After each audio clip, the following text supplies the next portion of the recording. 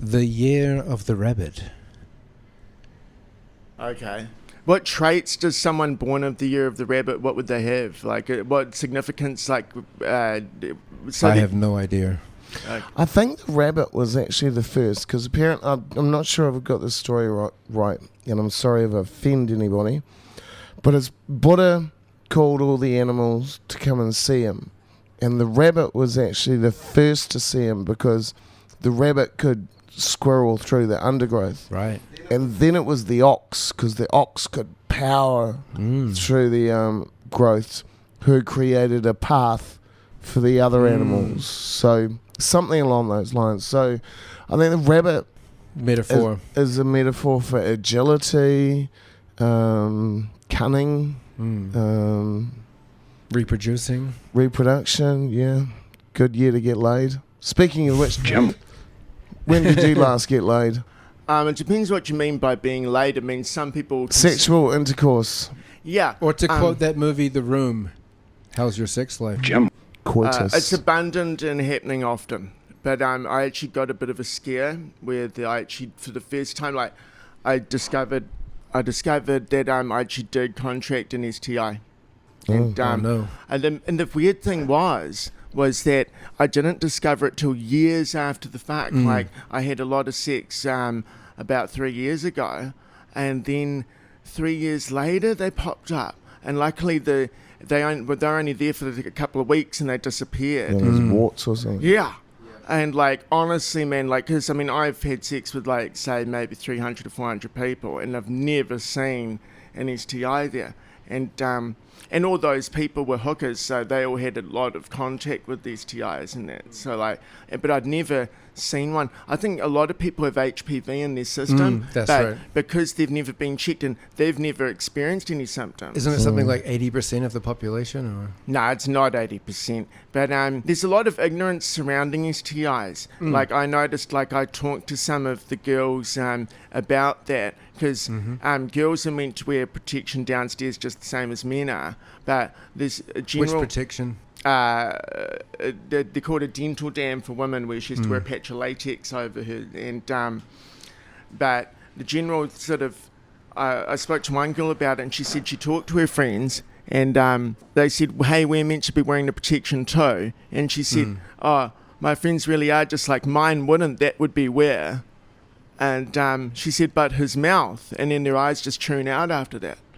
And so then I talked to the manager of a brothel, and she said, oh, look, guys, they've got HPV, okay? And I said, but what about his mouth? And then she just stops talking then. How much do you pay for intercourse these days? Well, that's the thing, like, it costs quite a bit if you're going into a... it varies. There's a huge amount of variation there. Yeah, and... Ballpark... no pun intended. Ballpark figure. Honestly, my balls are just so... it's a private one that can't be discussed. But, what is going honestly, I mean, like, 100, 200, 300? Next subject. But, hold on. I don't want to get into anything financial. Sure. But, okay, where's the best place to go for a root in Newton? That's subjective. All right, well, subjectively, where's the best place to go for a root? Well, okay, like, depends. Like, some of the parlours are more loose than others, right? Yeah, so the STIs are well warranted, because I thought I should bring that up. Like, yeah, I got one, and it did scare me, and, like, I'd be... Like, honestly, in all seriousness, how did you know? Was it just a visual symptom? Yeah, like, the warts came out. And it was warts, like warts you get on your hand, or... Yeah, like these little white bumps. They're like white fleshy bumps. Damn. Yeah. And honestly, Joe, I felt like so deformed after that, and it really woke me up. I think some people have to learn the hard way before they see, and like, now I'm just so much more aware and careful, and like, it's made me think, like... What do you think people should know about that now? Well, just, I mean... The dangers of it are overhyped, and there's a good chance that you'll never experience the symptoms. So, like, you know, you shouldn't deny yourself the chance of having love if you're scared of getting an STI. But just it's very sobering once you discover them. Yeah. And once you discover them, like, what's the path there? The doctors? Well, I was very lucky. They disappeared before I needed to get treatment. And the thing is, you can have them burnt off. But even then you haven't got rid of the virus. The virus takes a couple of years to clear. So even if you burnt the warts off, they could come back. Luckily, my one's just retreated. And so I'm going to stop having sex. Luckily, it happened to me when I was very old. So I've already kind of done my old are you, Jim? Old enough that I don't need to go out and have sex anymore. Yeah. Put it there. It's for people in their 20s and 30s. And basically... Well, thanks for coming and talking to us today, Jim. Oh, no, we haven't done enough yet. We're still talking about... I think we haven't even started. We just, Six randomly made a joke about your sex life, and we went on to this big tangent. But yeah, because that's the thing. It's good to find a bit of flow, and sometimes... Tell us more about yourself. Give us a bit of backstory. Well, yeah. So Welcome. basically, I just met you. I was walking down the street, and I saw this art gallery, right? And I wanted to go in there. And the guy in there just... I went to go in there, and he just chased me out of there as though I was some kind of vagrant or something. And I asked my friend, why do you think it happened? He said, oh, well, he's probably seeing you around. And but I still... I just thought it was unfair, and basically... I was trying to figure out what kind of person would they let in there? What kind of way do you telegraph to people that you're right? Some people wear designer clothes because that signifies to others that... Yeah, no tennis shoes, kind of. Well, just some people will wear a certain designer watch or something just to telegraph to other people in the world that they are one of the wealthy. Yep, and let me in. Yeah, it's a way of saying I can come in. Yeah, and I'll pay my way out. Yeah, and basically... just something about my appearance. So that's what made you think of Six. You're like, Six is wealthy.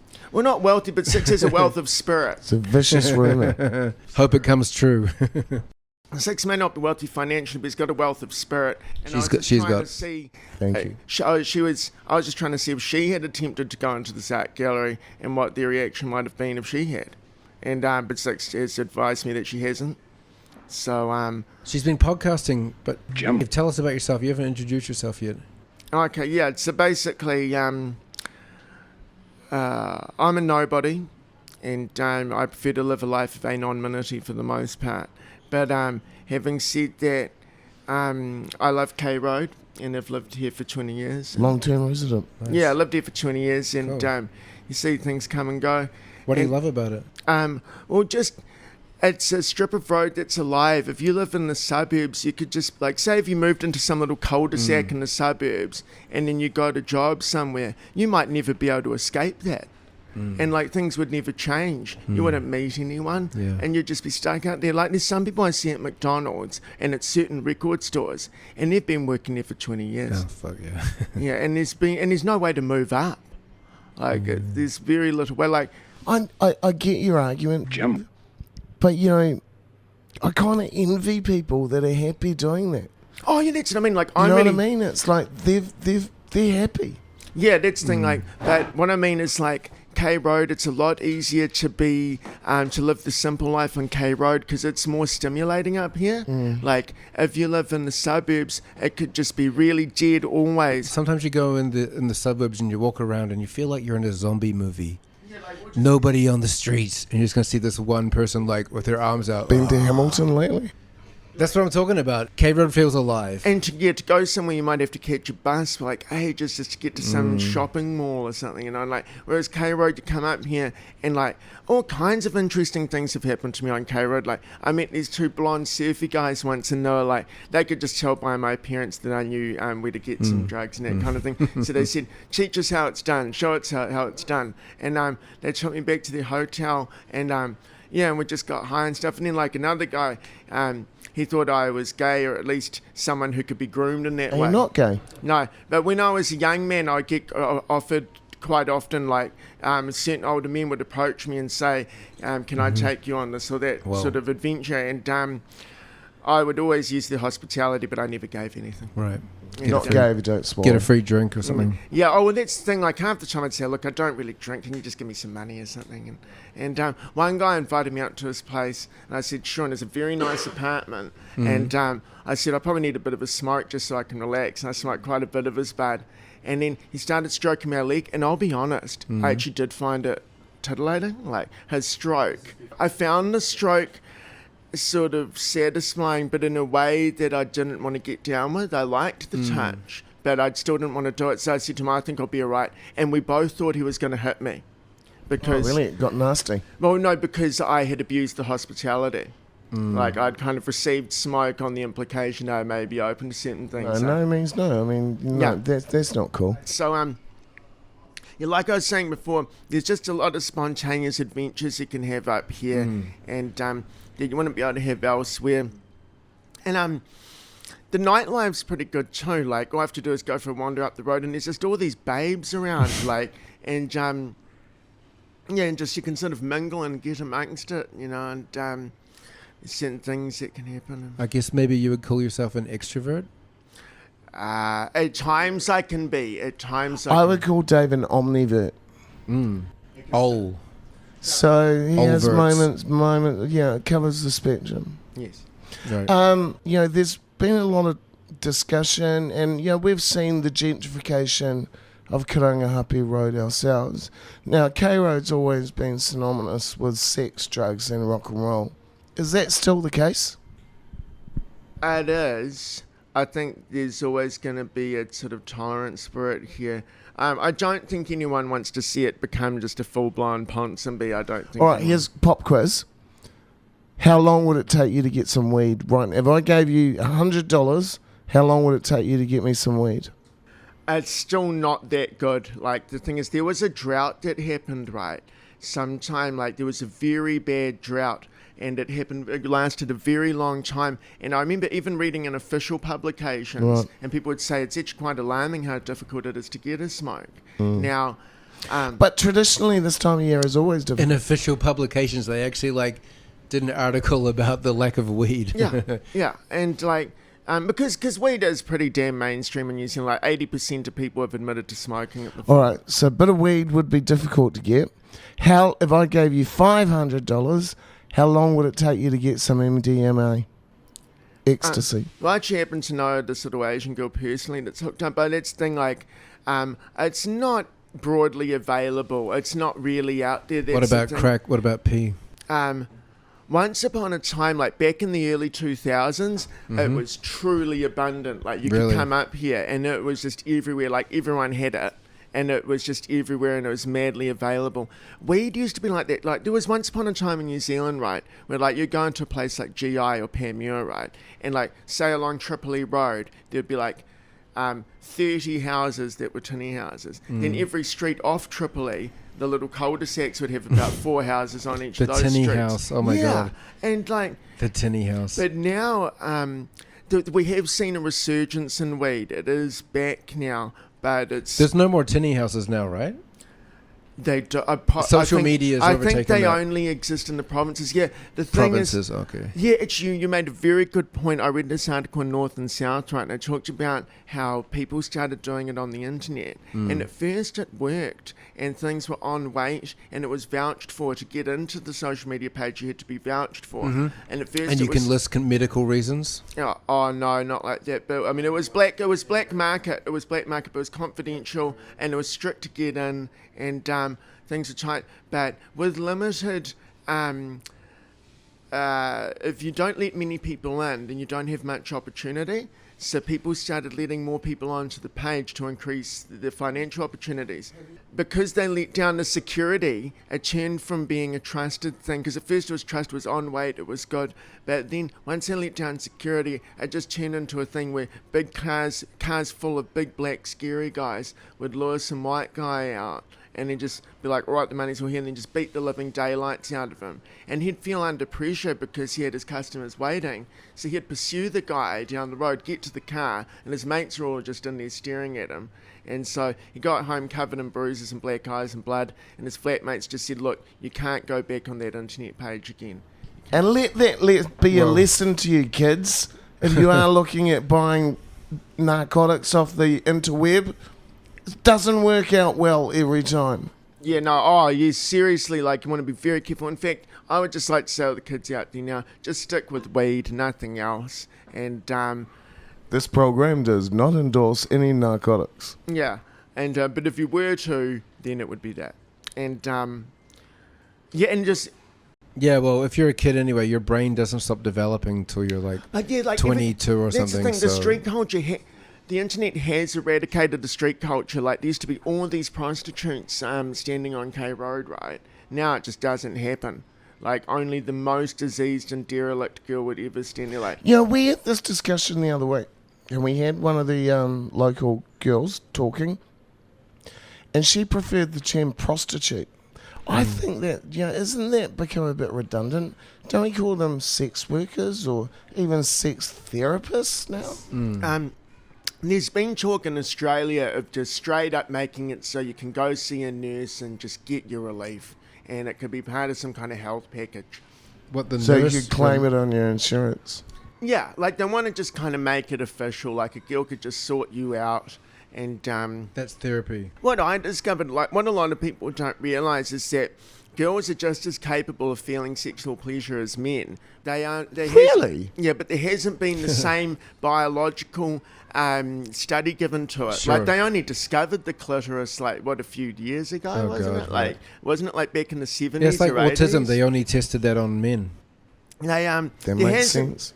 And because also the female biology is different. Like it's a lot No more way. difficult to figure out. Like for a long time, I couldn't figure out like what the clitoris was, where it was, and like I started looking at the picture on the chart, and then so Yeah. I thought, oh, aim for the general place where they're saying it is. When 'Cause is some- this happening?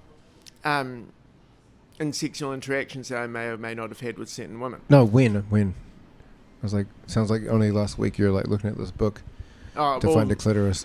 Well, yeah, just basically like not everyone's. But anyway, no. Going back to the more salient point, which is that Six wanted to know what's the more appropriate term of referring to these workers. Yeah, Are yeah, they so- sex workers or are they prostitutes? Or Prostitute therapists. definitely has a stigma attached to it, and it's Right. definitely a degrading term, I think. True. A prostitute. I mean, everyone sort of like everyone thinks, oh, it's not a service I'd ask my wife for. I think I'd have to go see a prostitute. You know, I need my ass rimmed, and I texted a prostitute the other day and I said, could I have a rimming? And she said, yes, I could give you I'll give you a good deep rimming. And I said, all right, well, I'll consider that. And that's not something I would ask my lovely girlfriend for. Have you ever had a girlfriend? Yeah, Right. yeah. Oh, they're very easy to get, but I'm the kind of guy who, like, I love everyone. It's like, I don't... I'm the kind of guy who will never settle down. Yeah, basically, and, like, I think that, I want to share my love with as many girls as possible. Oh, that's very kind of you, Jim. Yeah. Yeah, and trust me, they are down with it. Yeah, that's... I hope so. Yeah. Honestly, girls, you don't have to be good looking to satisfy a girl in bed. You just have to, Make her giggle. No, not make her giggle. Like, the way to a girl's heart is through her vulva. According to And- More direct way is through the chest. Yeah, and honestly, like, if you give a girl good oral, not all girls, some girls don't like it, but there's certain girls who love it, and just the same. So what's the key in good cunnilingus? There's no way to kind of teach it. You just have to try through practice, and everyone has a certain... For those young guys out there that might be a bit scared to go down on their girl. It was like, I met one girl and she said, after she'd been with me, she was like, I was with him for 10 years. And she never believed it. And she couldn't believe that how badly she'd been neglected. She didn't realise. Because like a lot of people don't even realise that they're doing sex wrong. And they've never had an orgasm. a lot of people... Have you ever thought about doing like a masterclass? Well, even though there's no standards or framework at the moment, I would like to perhaps... that is something I've considered. Like, I taught myself through... I had people that I did it with, and I learned, and like... Yeah, because one girl said to me, she said, that's how it's done, and she said it's about the right pressure. She said some men were too rough, and others Too rough. or they were too gentle. Too she said gentle. just the right amount of pressure. Yeah, and basically, there's Like not eating candy floss. like there's not much you can say to a girl. Like, people, they're about action. It's actions that sort people out at the end of the day. Besides, hanging out with women, what are your hobbies?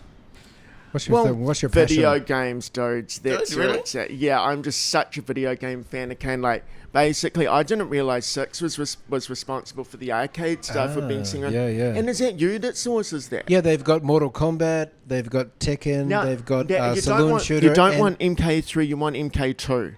It's that one. That one's got. It's the more famous, better looking Mortal one. Kombat 2. I think Yeah. you might have Mortal Kombat 2, I'm not sure. I've actually got. And they've got the pinball machine here. I've got MK11 on my PS4, and it's just the graphics are so far and away better. It looks very lifelike and very good. And they've got a lot of celebrity appearances in it. It's got RoboCop and Spawn and Arnold Schwarzenegger in it. Yeah, Terminator. And yeah, it's some really great guest appearances in it. And just, Jason from I think Jason was in MKX. What do you think's that's the one I am. What do you think's the all-time best video game ever? There's no all-time best, but there's certain genre-defining ones. There's certain ones that represent the peak of that genre, and like Street 'cause Fighter. It's how genres are. Yeah, it's how genres are created. Like Street Fighter established the fighting game genre, and every fighting game after it is just some kind of pale imitation. Basically. Well, Mortal Kombat, I liked it that they could all have different powers and shit. That was cool. The fatalities. Yeah, and Yeah. that. What inspired the fatality was in Street Fighter. You could make your opponent dizzy, but they didn't like that. They wanted to save that for the end. So once you knocked the guy out, he'd be standing there sort of dizzy, and then you could do the fatality on him. Yeah. Yeah, so basically video games, like, I think they're great. It's a really good way to stay happy, and it's a really good way to encourage people to learn. Like, I think they help, like, a lot of people can find learning a musical instrument to be quite boring, but certain, like, fighting games, they require a lot of dexterity. Yeah. To execute the difficult commands and those things. It's like learning how to play guitar or something like that. Because I tried to learn how to play guitar, I sold all my art books, and I had this beautiful art book collection. I sold them all to get this nice acoustic guitar, because I watched a movie with Marlon Brando in it, and then he was a drifter, and all he had was his guitar. What was that movie? I forget. The Drifter. Probably. I think his name's Snake in it or something like that. Okay. But basically, he'd just get around, and his guitar was enough for him to start picking up bitches and getting invited to places. Can we not call... I mean, we're getting pretty crass, but let's not refer to our lady friends as... But no, the video games, though, like... I think K-Road would benefit from more, like, I think the arcade cabinets are a great a contribution to K-Road. And I think more arcades would be that'd be a good thing to have in K-Road. Yeah. Look, I really appreciated the time you've taken out. I mean, I know we don't always get on the best. And, you were one of the first people that said, fuck, the Chronicle's going to be a great idea. Yeah. So, what does the Chronicle mean to you? Well, personally, I just think anytime people get together and pursue some kind of passion, creative project, it's something worth giving time to. Well, that sums it up. Thanks for Dave. coming on and talking with us. Thanks. Jim.